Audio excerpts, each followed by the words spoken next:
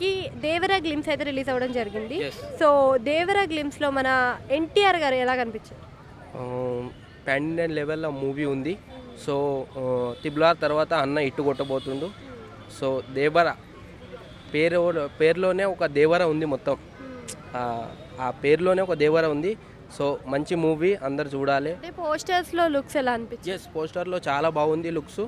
So ట్రైలర్లో గిట్ట చాలా బాగుంది. సో సినిమా చూడాలి. సినిమా హీరోయిన్ గారు ఇప్పుడు మన శ్రీదేవి కూతురైన Janhvi Kapoor. Yes. So Janhvi Kapoor and మన చిన్న ఎన్టీఆర్ గారు ఇద్దరు కాంబినేషన్ లో వస్తుంది కదా, ఎలా అనిపిస్తుంది? సో అన్న నేను హిట్ కొడతాడని అనుకుంటున్నా.